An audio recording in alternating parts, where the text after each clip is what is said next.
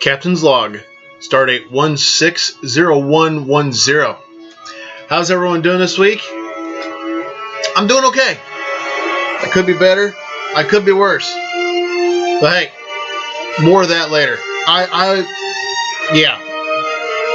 Got more stuff to talk about later. It's football, but hey, we'll talk about it later. All right. This week's sponsor, this week's unofficial sponsor is our friends over at Wally's Aluminum Shaping Process, or Wasp Aluminum Art, however you want to call it. Facebook.com/WASPAA. Wally's Aluminum Shaping Process. Look him up. Good friend of mine that, believe it or not, I have yet to meet in person. I hope to someday, though. Good dude. He makes aluminum art. All right. You've probably seen the standing set piece over at Beer and Song of the Day. He did that. He can make you a Federation logo. He can make you a Klingon Empire logo, Romulan Star Empire. He can even make you football. Probably make you a Colts logo, which that's easy. I could probably do that. You make you a Colts logo. Even make you. I hate that crap. Don't know why he'd want to. Ooh, he'd even make you an Oakland Raiders logo if you wanted him to. All you had to do is ask. Folks, I'm thirsty. Tea, hot.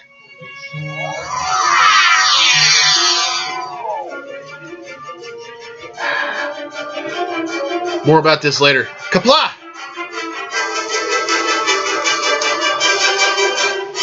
Ooh, that's good. All right. Gotta go quick. I'm kind of on a time crunch today. First birthday for the week. Dear friend I went to school with. Practically known her all my life. Good egg. Jera Becker. I knew her as Jera Cheeseman. Jera, my dear, I hope you had a happy birthday. I hope you celebrated well. Hope things are going well for you. And you know what? I'm going to drink to you, my dear.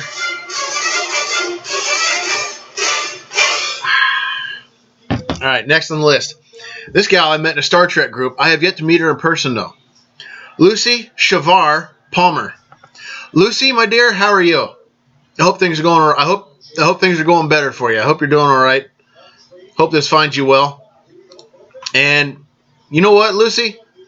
Keep on trekking on. Happy birthday to you. All right, next on the list. Anybody that knows Star Trek, Deep Space Nine knows this guy. Now, he recently went through a kidney transplant, which from what I understand is successful. He's home now. He's resting. Well done. I'm glad to hear you're doing well. I'm talking about Aron Eisenberg. Had the honor of playing the first Ferengi ever to join Starfleet. Aron, my friend, how are you? I hope your recovery is going well. I hope Beth is doing well too, actually. The gal that you got the kidney from. I hope things are going well. I hope this finds you in very good condition. And I drink to you, my friend. Look forward to meeting you at a convention someday. All right. Next on the list. This gentleman, I had the honor of meeting when I was on my pilgrimage to Texas. Awesome guy, good friend, think the world of you. Jerry Thayer. Jerry, my friend, what's going on? How have you been? How's it going? I see you're playing CADS Against Humanity with my friend Josh Baker. Hope you're kicking his ass too. Patriots fans need a good ass kicking every now and then. But hey, that's a discussion for later. Jerry, my friend, happy birthday to you. I hope Kim treated you well. If she's a good person I judge her to be, she probably did. All right, next on the list, good friend. I grew up with him. He was a few years older than I am, but we have a few mutual friends I did not expect. Talking about Kevin Riggle. Kevin, what's up, man? How you doing? I hope this finds you well. I hope you're doing okay. You know what? I hope Nicole took care of you on your birthday. Or, is it Nicole? I lost track. But anyway, cheers to you, my friend. All right, next on the list. Oop, I'll be right back. Next on the list, I can't believe I didn't have this ready, but the next birthday on the list hooked me up tremendously. It's number 18 Indianapolis Colts jersey, right? Peyton Manning, right? Wrong! The Justin Dimmitt number 18 Indianapolis Colts jersey. Compliments of my, well, not compliments, but made possible by assistance from my dear friend that I have yet to meet in person, Samantha McClinton. Sam, what is going on? I saw that not too long ago you were kind of having a little bit of a rough time. Don't remember if you were, I don't remember if you were under the weather or if you're just having a rough time. But I hope this finds you well. I hope you're doing okay. And thank you again so much for hooking me up. It's too bad you're not in a place to where you can help me out again. I am considering another order. Josh, give me a contact, please. But Samantha, happy birthday, my dear. All right, next on the list. Now, this guy, you know him also from Star Trek Deep Space Nine. But he never said anything. What was my favorite mourn moment? I'm talking about Mark Allen Shepard. Mark, what is going on? I hope you had a happy birthday. I hope you were spoiled. I hope things are going well for you. I don't know. I lost my train of thought, but it happens. Mark, happy birthday to you, my friend. Like Aaron, I look forward to meeting you at a convention sometime too. All right, a couple more. Next on the list, I've met her in a Star Trek Facebook group. I haven't met her in person yet. We got a few mutual friends. Virginia Hoyt. Do you go by Gigi by any chance? Gigi or Gia, something along those lines. Anywho, happy birthday to you. I hope it was a good one. I hope you got spoiled. And I drink to you. Laundry's done. And the final birthday for the week. A guy I knew in Germany, good friend of mine. I hope I run into him again sometime. James Duncan. Yo, James. How's it going over there? How you doing? Hope life's treating you well. Hope things are working out for you, my friend. And hey, I drink to you. Hey, birthdays. Extended. Let's talk some additional greetings. Now, there are a few additional greetings that take precedence over the identify this for the week. First off, my house commander, Robyn, my dear, I'm looking forward to seeing you again in the next few days. You and I just put 9 years in the books as a married couple. I'm glad I could spend that time with you, dear. You made the last 9 months. You made the last 9 years bearable. You've been my rock. I hope to have many more with you. And to that effect, I drink to you. Also celebrating an anniversary on the same day we are, just not as many. My dear friends that I actually met here at Earth Station Okinawa, Marshall and Paige Rochfort. These two are living in Germany. We pretty much traded places, but we knew each other for about a year or so. Marshall, Paige, congratulations on 4 years being married. I wish the best for you two. I wish you all the best, and I drink. All right, one more wedding anniversary. These guys I actually know from home. He's a brother. She's a sister. Chris and Jennifer Taylor, I just found out you put in, if I remember, oh no, I wrote it down. 10 years? No, I had to have misread that. It's either 10 or 18. I'm leaning towards 18. But either way, congratulations, you two. I wish you the very best. And I drink to the both of you. Hope I get to see you again someday. All right, that takes care of the special anniversaries. That takes care of the wedding anniversaries. I got some identify this action for you, and all three of them were answered. Correctly. First entry. I wanted to know the episode. This is a very good episode of The Next Generation. My favorite of the second season. Becky Holmquist nailed it. Got it absolutely correct. She said, measure of a man. Becky, awesome job. Way to go. Congratulations to you. Also, the second entry for Identify This. I wanted to know the Starship class.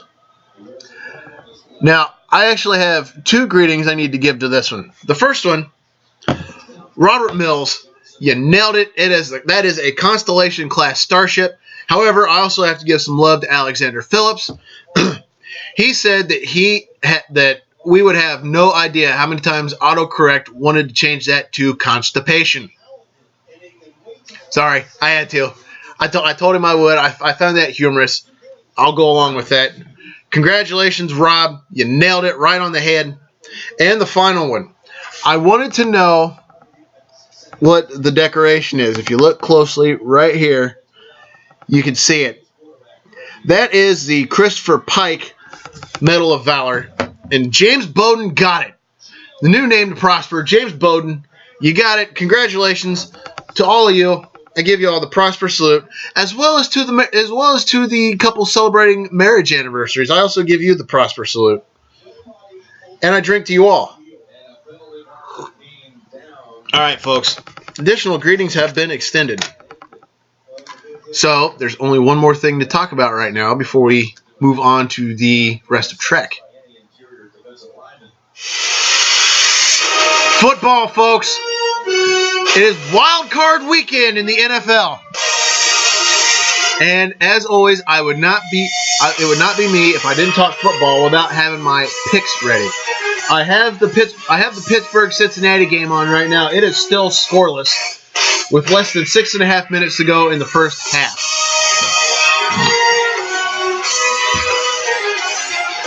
All right. It was no contest for the first game. Chiefs-Texans. I predicted the Chiefs to win. I had no idea it was going to be a blowout. The Texans got blown out at home, 30-0. Man, Houston, you guys took the AFC South. You couldn't deliver. I can't say anything. We were in the same boat in 2012, and I'll talk more about that here, about Indianapolis here in a minute. Where am I at? Okay, Steelers-Bengals. Despite the Bengals having a history of being one and done in the postseason, they look very good this year. I honestly do believe this one could go either way, but I'm going with the Steelers. That being said, if the Bengals upset the Steelers, I ain't gonna be mad. Seahawks-Vikings. Now, my friends over at Beer and Song of the Day, we have the same picks except for this game. He just, for some reason, has to call the Seahawks winning. Seattle beat out Miami. Seattle beat out Minnesota in the regular season, but Minnesota's out to prove that wrong. So I've got the Vikings pegged to win that one. Packers-Redskins, last game wild card week. I've got the Packers penciled in to win that one. Reason being, the NFC Easy was a split decision between the Redskins, the Eagles, and the football Giants. If those three teams can have a tie record up until week 6, was it week 16? No, it wasn't week 16. If those three can all go back and forth between holding the NFC Easy in the last weeks, Green Bay has a bye week. They practically have a bye week. So I am calling Green Bay the winners on that one. That's my prediction there. Now, I got to go back to last week. The game that put Houston in the playoffs. The week before that,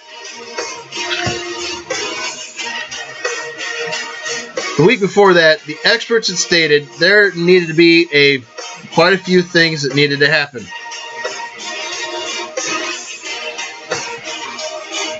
On that last Monday Night Football, actually. The experts said the Broncos needed to beat the Bengals, which they did.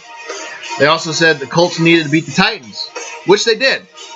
They said the Jaguars needed to beat the Texans, which didn't happen. That put us out automatically. At that point, it didn't matter how the rest of the cards fell. We were still out. But out of all that, just out of curiosity, the experts also said that the Bills needed to beat the Jets, which happened. The Dolphins needed to beat the Cheaters, which happened. The Ravens needed to beat the Bengals, which did not happen. The Falcons needed to beat the Saints, which to my surprise did not happen. I figured the Falcons had that one. The Raiders needed to beat the Chiefs, which I knew wasn't going to happen. The Broncos needed to beat the Chargers, which, yeah. And the Steelers had to beat the Browns. All that had to happen for Indianapolis to have a shot at the postseason. Didn't happen, but at the same time, it is what it is. This was the wake-up call that the Colts needed, folks. And I got to call out my friend Josh Baker over at Beer and Song of the Day. He recently put up a post to where he said Chuck Pagano was going to be fired after this season. He almost guaranteed it. Well, Joshy Poo, Chuck, the idiot Grigson, and the Colts have another 4 years together. Sorry, brother. I have to call you out on this. I got to do this. Hey, kids, look, a deer! But I'm going to be honest. I honestly expected the Colts and Pagano to part ways also. I also kind of expected them to let Grigson go, depending on what on the coach search. But hey, you know what? I don't care. Got Chuck for another 4 years. Hashtag Chuck stays. I can live with that. It seemed like on Monday they hugged it out, and it seemed that Grigson wasn't too pleased by the way everything went down. Watch that press conference. If I can find a link, which I'm sure I can, I will post it up and share it with y'all. But we have another 4 years with Grigson and Pagano at the helm of the Indianapolis Colts. Time to get us aligned. That being said, let's talk about this week in Trek history. January 4th, 1998. Star Trek The Experience opens at the Las Vegas Hilton. Sadly, that exhibit closed September 1st, 2008, after 10 years of being open. I wished I'd have had the chance to be able to see that. I really do. January 7th, 1924, Gene Kuhn was born. Now, why am I bringing him up? Easy. For the majority of the first 2 seasons of Star Trek The Original Series, he was the producer of the show. He was also a writer of many episodes. Sadly, he passed away July 8th, 1973, at 49 years of age. Uh-oh, gotta pause. Nope, I lied. I thought Pittsburgh was getting ready to score. Anyway, sorry about that. Gene Kuhn, if he were still alive today, he'd be 92 years old. January 8th, 1942. This one is very distinct. Stephen Hawking was born. Turned 74 years old, but the only reason I bring him up was because so far, he is the only guest star of any Star Trek series to play himself. Watch the Next Generation episode Descent, the 6th season finale. You'll see what I mean. And finally, January 8th, 2007, the Sci-Fi Channel begins airing Star Trek Enterprise on Monday nights. I have no idea if they're still doing it, as I have not been able to get the Sci-Fi Channel since 2007. All right, folks. Let's move into the databanks. This week's entry, the Paradise Syndrome. Folks, that's a spoiler alert. The following segment contains spoilers of plot details of this entry. Let me have some tea. All right, I gotta try to wrap this up. I gotta get going here soon. On the planet Amarind, Kirk, Spock, and McCoy beam down next to a peaceful lakeside landing. Excuse me, they beam down on a beautiful lakeside landing. As Spock scans, Kirk and McCoy compare the landscape and plant life to that of Earth. Upon investigation, they encounter an obelisk to which Spock is unable to date. Spock also does not theorize about its origins. Having 30 minutes until the Enterprise must leave orbit to deflect an asteroid, they decide to investigate the life forms on the planet. From a distance, the party observes a group of Native Americans, which Spock believes consist of members of the Navajo, Mohican, and Delaware tribes, all of whom were the most peaceful and advanced tribes. They debate whether or not to inform them of the asteroid, but Spock quickly negates the possibility. Before beaming back to the ship, Kirk takes the chance to take another look at the obelisk.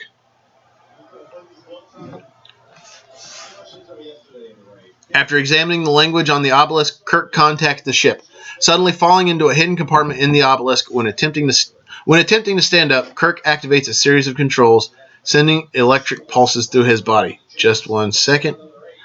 I had an important message pop up I need to respond to.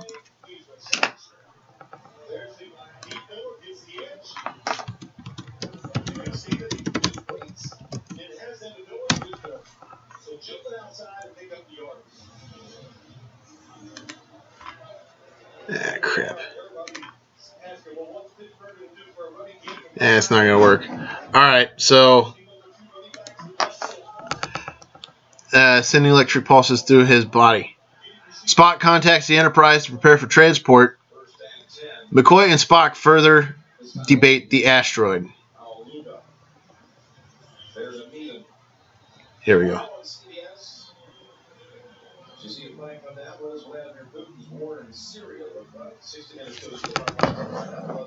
Okay, Spock contacts the Enterprise to prepare for transport. McCoy and Spock further debate the asteroid, to which Spock demonstrates how rapidly their response needs to be. Alright, I've got a little bit more time. As Spock and McCoy beam up, Kirk look at his phaser and communicator while in the hidden chamber, not seeming to remember what they are. As he emerges from the obelisk, he encounters two females, who immediately praise him as a god. That was the first expulsion of a gaseous anomaly on Prosper. Anyway, one of the females approaches him and offers a greeting. She identifies her people as Kirk's people. Not exactly Kirk's people, but his people, who have been waiting for him to come to them. On the Enterprise, at Warp 9, Scotty warns Spock he can't maintain that speed much longer. Back on the planet, the tribal elder and Kirk speak of the situation when Salish, the medicine chief, interrupts them, talking about how he won't be able to serve them, challenging the divinity Kirk doesn't have. The elder questions whether or not Kirk can use the obelisk. Kirk recounts coming from the obelisk, but also stating he came from the sky. Suddenly, a young boy is brought into the hut, having been tangled in fishnets and sank to the bottom of the river. Salish looks him over, stating he's dead. Kirk steps in, giving the boy CPR. After a tense minute in the tent, the boy coughs. The elder expresses his gratitude to Kirk, stating that only a god can breathe life into the dead. Kirk is thereby appointed medicine chief, filling Salish with jealous rage. As the Enterprise approaches the asteroid, Sulu targets the deflection point.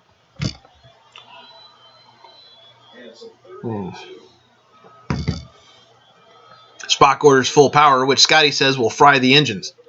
At full stop, Scotty makes one last check of the dilithium crystals, which drops off power. Spock ignores Scotty's pleas to replace the circuit and orders the deflector beam.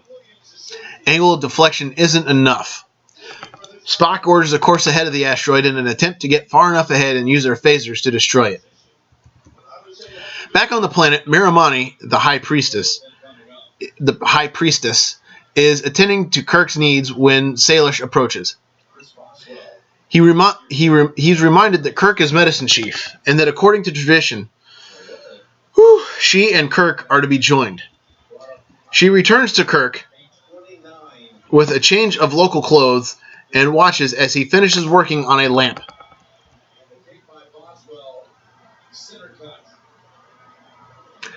Pittsburgh just drew first blood. The score is now 3-0 Pittsburgh. And I apologize for that. Finishes working on a lamp. She offers him a bath, but Kirk wants to know about the Wise Ones. She states that the Wise Ones brought her people to the planet and appointed a medicine chief to use the obelisk when the time came. Salish wasn't given the information in time from his father. The elder enters Kirk's hut with an offering, asking what he's to be called. Kirk tries to state his name. Kirk.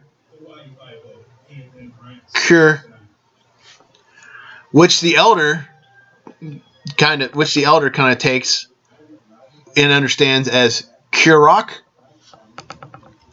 The elder asks if his people have offended Kurok, or if they haven't lived their lives as he thinks they should have.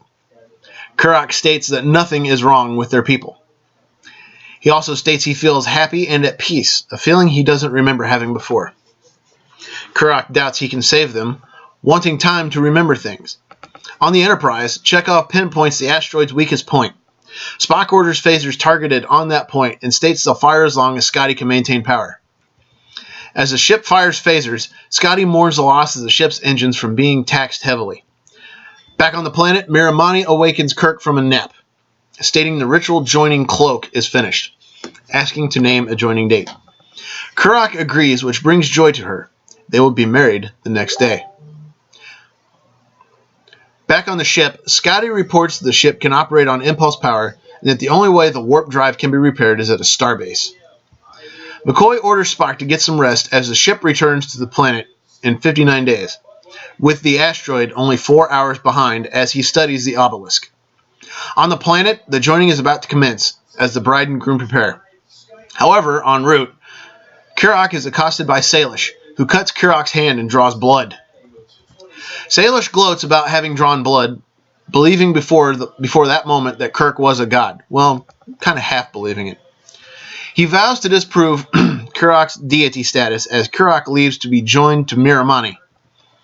On the ship, McCoy charges into Spock's quarters, expecting him to have reported to sickbay. McCoy relates to Spock his concerns about Spock's condition, who prescribes rest for Spock's weakened state.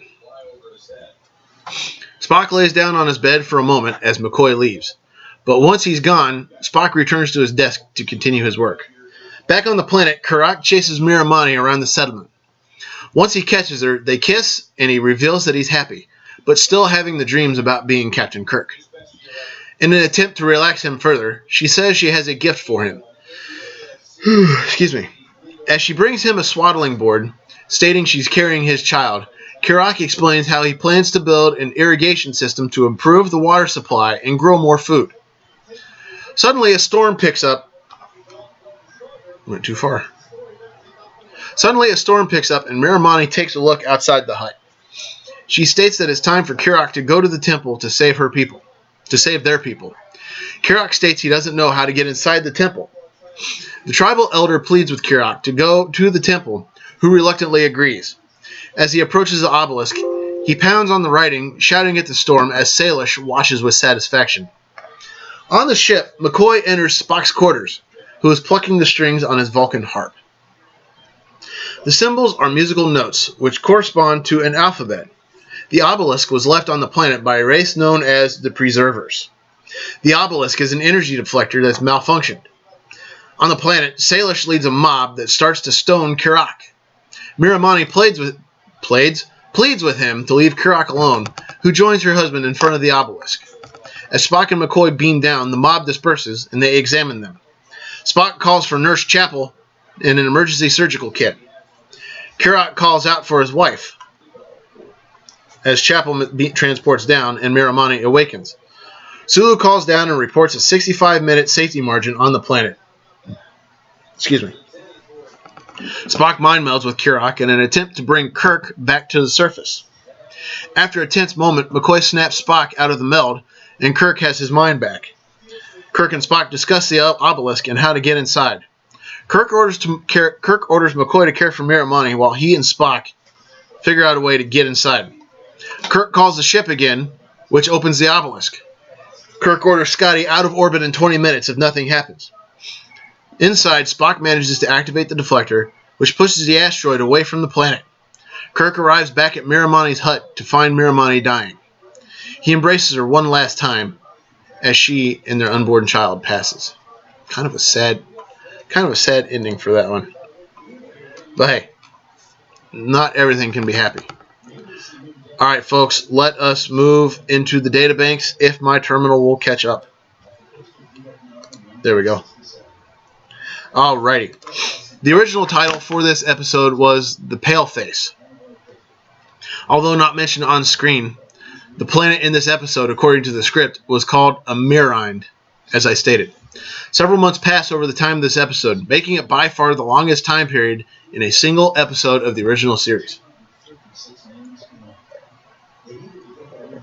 This is the second time in 3 episodes that Spock performs a mind meld on Kirk. The original script had Miramani surviving with Kirk's child. The obelisk was built especially for this episode. The lake featured in the episode is the Franklin Reservoir above Los Angeles. It has been featured in hundreds of Western and police shows, but is most famous as the fishing hole in the opening credits for The Andy Griffith Show. Other than the street sword fight in All Our Yesterdays, this was the only episode with outdoor shooting in the entire third season. Budget constraints caused severe cuts in location money, hiring of extras to populate the ship's corridors, and Matt Jeffrey's set designs. Shame on them. Although only seen in the distance in a couple of shots, the little village on the far shore of the lake included some realistic details. The people can be seen working on canoes. I missed that. I must have missed that one. Excuse me. A subtle hint of the time Kirk has spent on the planet, small sideburn appliances are added to Shatner's head to give them a squared-off shape instead of the regular points. Several unique visual effects are used in this episode in the forced perspective engineering set, as Scotty's barons are put under a great deal of stress.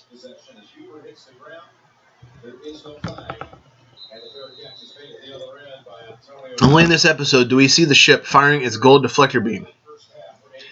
The asteroid was recycled later as the Onata, and I'll get into that one eventually. Gerald Fried contributed the score for this episode, which included more Spock bass music and peaceful guitars for the scenes on Amerind.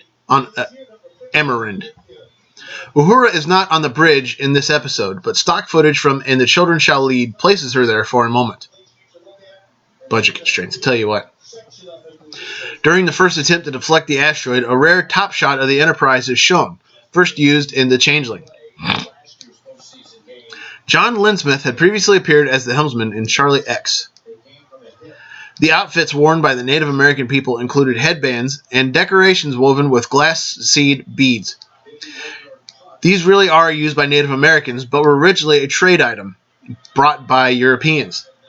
Before that time, Native Americans used porcupine quills and beads made of other natural materials. Is that it? Whoa. That one came up on me real quick. Folks, that is all I have for this entry. Finish my tea. It's dead, Jim. Now, I mentioned how the Colts in Houston were out of the playoffs. Now, at this, I want to mention my football allegiance. Some are going to call me out for being bandwagon fans. No, and here's why. When I first started watching football, Peyton Manning was the quarterback for the Indianapolis Colts. I picked the Colts. I've stuck with the Colts ever since then. I want to say, well, that was Super Bowl 41, almost 10 years ago. So I stuck with Indianapolis. 2010, 2011 time frame. 2010. It was the 2010 season. I decided, you know what? Maybe I ought to pick a backup team because no good thing lasts forever. So I decided I went ahead and picked the Giants. I just picked them randomly. But little did I know at the time that the Giants were an NFC team, but that their quarterback was also Peyton's little brother, Eli Manning. So that one worked out. They became my number 2 team at that point. However, when the unthinkable happened in 2012 in Indianapolis released Peyton Manning, Denver signed him, and Denver became my number 2 team at that point, dropping Eli to number 3. So, that being said, 2 things. First, my football allegiance is as follows. Colts first, Peyton and Eli after that, and any of the other 28 quarterbacks before Tom Brady. That's the way it is in my house. Even when Tom Brady's long gone, I will probably still despise the Patriots with every fiber of my being. That being said, next week, Wally Fortier and other Denver fans, I joined the fight with you. Indianapolis had a good season. I hung with them to the very end. Let's go Denver. And the way it's looking right now, it's almost halftime, and Pittsburgh has only scored 3 points against the Bengals. This has been a very good game. Ladies and gentlemen, it's time to make like the Enterprise and warp out, but before I do, I want to thank you all for watching me on YouTube, Facebook. However you find me, keep finding me, and however you're doing it, be it on a computer, a smart TV, a tablet, a phone, however you're doing it, please keep doing it. As I said, it is time to make like the Enterprise and warp out. Everybody take care. Have an awesome night or day. Don't do anything I wouldn't do, and if you do, name it after me. Don't drink and drive because you might spill your drink, but more importantly, you might kill yourself and somebody else. And drinking and driving is dumber than being a Twilight fan. And what's worse than that is rooting for cheating bastards like Tom. Giselle won't let me go to the Pro Bowl. We got a week off, so we're going to go bowling instead of practicing to try to beat Denver. And thank God I don't write for Agony Booth.